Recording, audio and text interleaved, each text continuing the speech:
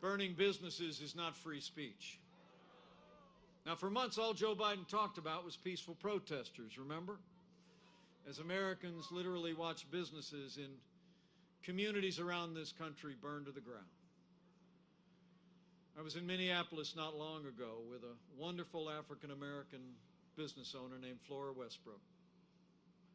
Flora told me about the night, a few nights after the killing of George Floyd, that she watched the violent protesters come closer and closer to that little salon that she'd built 35 years ago, until the night came that they literally burned her to the ground. You know, the truth is Joe Biden would double down on the very policies that have led to violence in America's streets. I mean, when you start to withdraw support for those who protect and serve our families, you only embolden those who would do violence to our families and our communities. Now, Joe Biden explains it all by saying, in his words, that America is, quote, systemically racist. And he and Kamala Harris say they believe that police have a, quote, implicit bias against minorities. When Joe Biden was asked if he'd support cutting funding for law enforcement, he replied, yes, absolutely. But under President Donald Trump, I'll make you a promise. We're not going to defund the police. Not now, not ever. I mean, we all know, standing here tonight, we don't have to choose between supporting the courageous men and women of law enforcement and supporting our African-American neighbors and families and friends and other minorities and families in our cities. I mean, we've done both for the last 4 years, and we're going to keep supporting law enforcement and keep expanding jobs, educational opportunities, and safety for African Americans and all the families in our cities for 4 more years. We're going to have law and order in every city in this nation for every American of every race and creed and color. So help us God.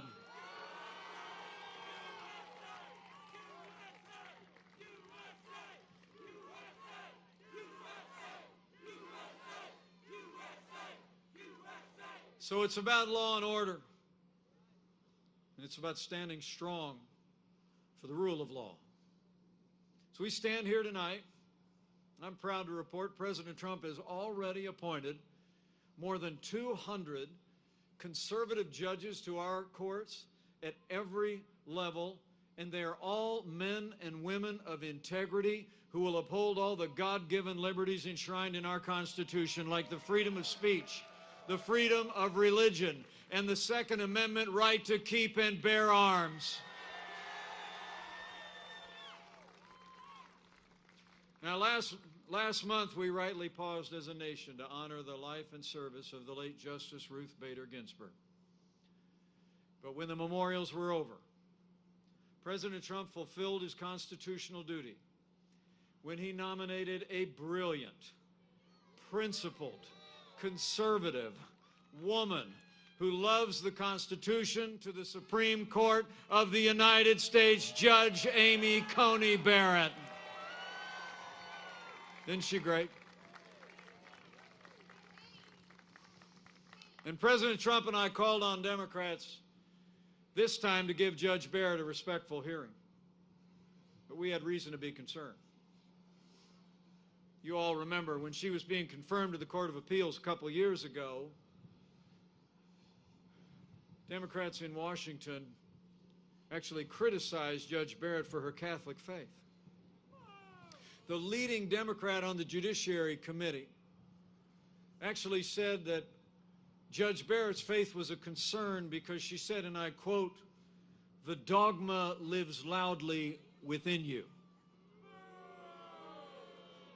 And Hollywood elites have been criticizing Judge Barrett for her faith and convictions ever since.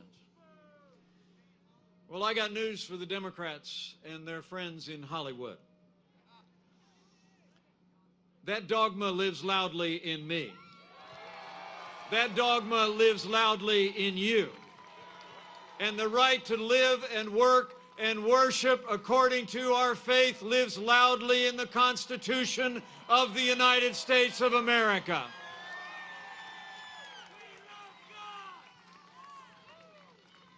So the Senate's going to cast a vote about this time tomorrow night.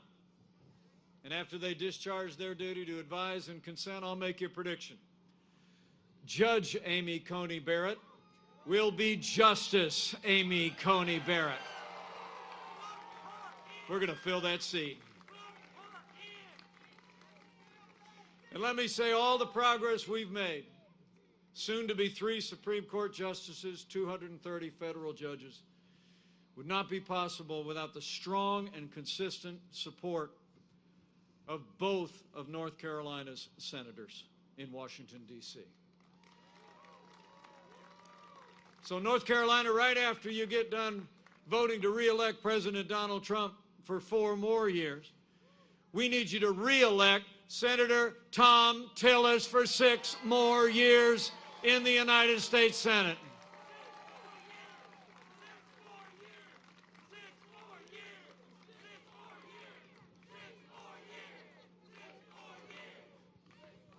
Men and women, it's about having a president who'll stand by the Constitution and having a majority in the Senate that'll stand by that president. This is really about our liberties. And here in North Carolina, where faith is so important, it's such a rich tradition. You all deserve to know when Joe Biden was vice president, we saw a steady assault on religious freedom of Americans. I mean, they even hauled a group of nuns into federal court to force them to compromise their faith to live under the mandates of Obamacare. President Donald Trump, we restored the conscience rights to doctors, nurses, teachers, and religious charities, and President Trump ended the assault on the Little Sisters of the Poor, and the Supreme Court made it permanent. Under President Donald Trump, we will always stand for the freedom of religion of every American of every faith.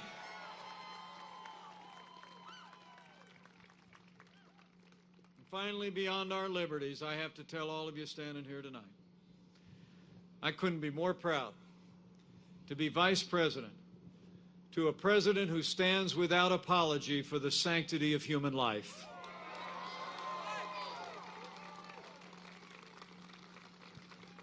Where Joe Biden and Kamala Harris support taxpayer funding of abortion all the way up to the moment of birth, President Donald Trump is the most pro-life president in American history. And we're going to stand for the right to life for 4 more years.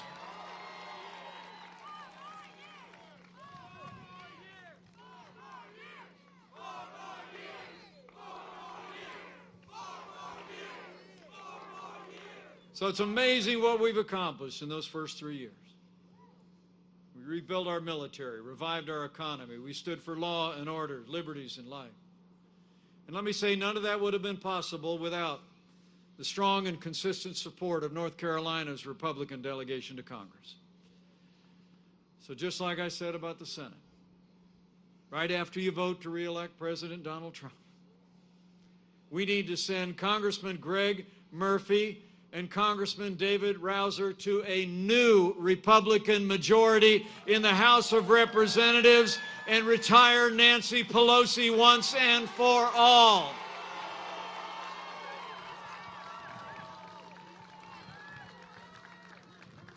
We got to do it. I mean, when you look at what we were able to accomplish in those few years that we had a Republican House and a Republican Senate, it's truly remarkable. I mean, in 3 short years, we made America great again. It's true. And then 2020 happened, and the coronavirus struck from China. But I can tell you, before the first documented case of community spread anywhere in America, President Trump's leadership shone forth. Our president did what no American president had ever done. He suspended all travel from China, the second largest economy in the world. President Trump put the health of America first. Now, Joe Biden said that that was, quote, xenophobic. He's actually said it was hysterical. He wrote a few days earlier that to close off travel from anywhere in a global pandemic would, quote, make things worse. But I can tell you, as the head of the White House Coronavirus Task Force, President Trump's decision to suspend all travel from China saved untold American lives and bought us invaluable time to stand up the greatest national mobilization since World War II.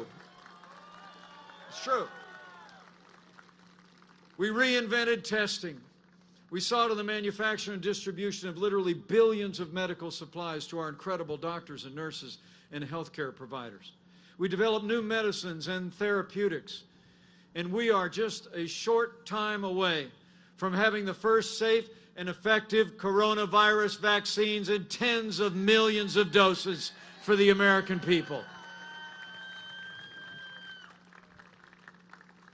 And I want to promise you, until that day comes that we have that vaccine, we're going to keep making sure our incredible doctors and nurses have all the support that they need to give anyone in this country struggling with the coronavirus the level of care that we'd want a family member to have.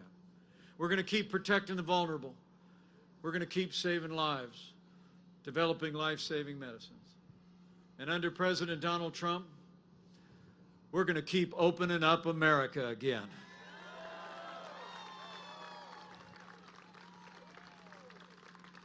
You know, while Joe Biden is talking about shutting down our economy, it's amazing to think on the strong foundation that President Trump poured in those first 3 years, and with the unprecedented support for families and businesses that these congressmen made available, direct payments to families, paycheck support for businesses. In the last 5 months alone, having lost 22 million jobs at the height of this pandemic, we'd already seen 11.5 million Americans go back to work, including 320,000 people right here in the Tar Heel State. We are opening up America again, and we are opening up America's schools. So men and women, we've gone through a time of testing.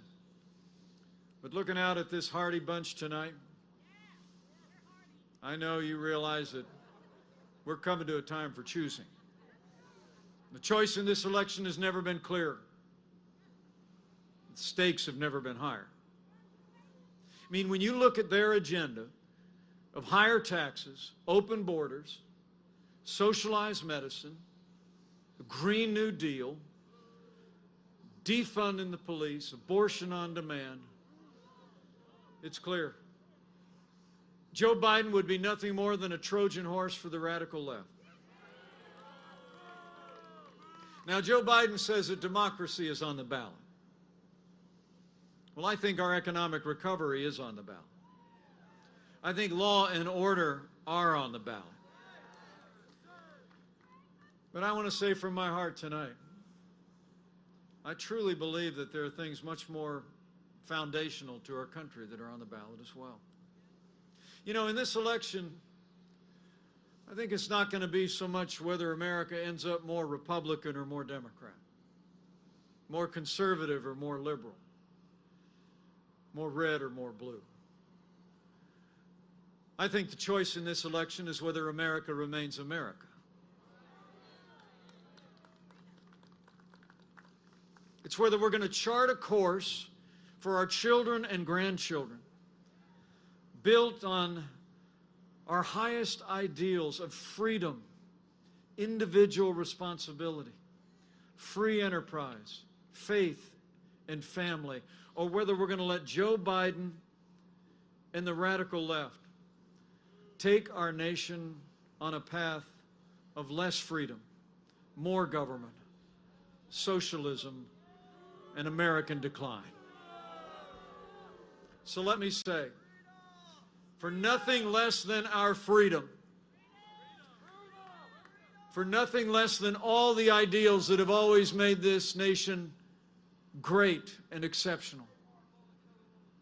North Carolina, we need to decide right here and right now that Joe Biden will never be President of the United States. We're going to re-elect President Donald Trump for 4 more years.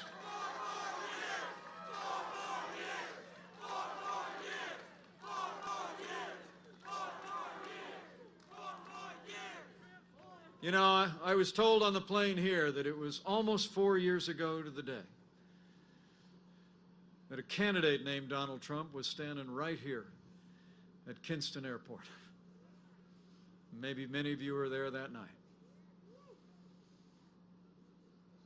And he made promises to the people of North Carolina. And I'm here to tell you, having been at his side every step of the way these last 4 years, against overwhelming opposition from the Democrats in Washington, against unrelenting attacks by their allies in the national media. There's never been a day gone by from that day to this that President Donald Trump hasn't gotten up and fought to keep the promises that he made to the people of North Carolina. Now it's our turn to fight for him. It's on, North Carolina. So we need you to reach out every day for the next 9 days. Reach out to family and friends. Tell them all that we've accomplished. Tell them about the choice we talked about tonight. Tell them about the stakes in this election. And tell them all that we can do with 4 more years of President Donald Trump in the White House. I mean, 4 more years means more jobs. 4 more years means more judges. 4 more years means more support for our troops. And it's going to take at least 4 more years to drain that swamp.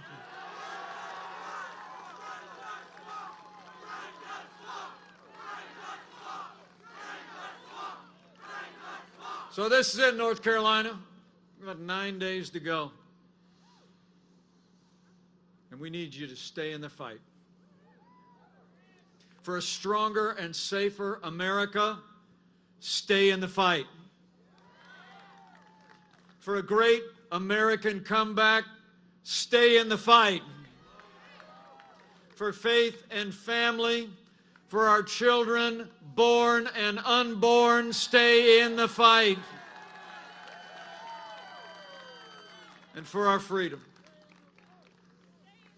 we need you to fight for 4 more years of President Donald Trump in the White House.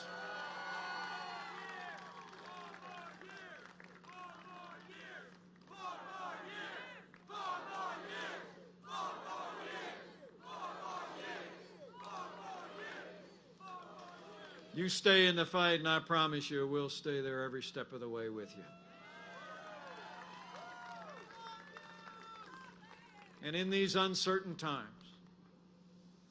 where the opposition says that we're headed into dark days, I'd encourage you to have faith.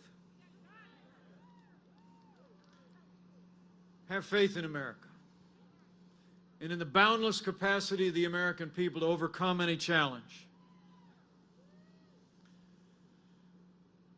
And have faith that he who has ever guided this great nation, as the old book says, knows the plans he has for us. Plans to prosper us, not to harm us. Plans to give us hope and a future. And with faith in the American people and faith in God's grace, we know the best days for America are yet to come.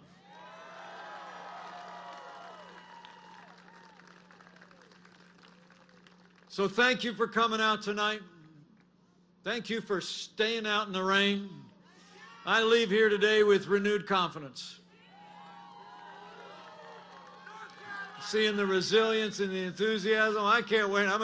Can't wait to call him from the plane and say, I was out there in the pouring rain in North Carolina. We had hundreds of people out that support you, Mr. President, and nobody laughed. So thank you. I leave here today with renewed confidence that if all of us do all that we need to do between now and the close of polls, we're going to have a great victory all across North Carolina and all across America. We're going to make North Carolina and America stronger than ever before. We're going to make North Carolina and America more prosperous than ever before. We're going to make North Carolina and America more united than ever before. And with Senator Thom Tillis in a renewed Republican majority in the Senate, with Congressman Greg Murphy and David Rouzer in a new Republican majority in the House, with President Donald Trump back in the White House, and with God's grace, we will make America great again, again. Thank you very much. Thanks for coming out tonight. God bless you. God bless America. Now let's go get it done, North Carolina.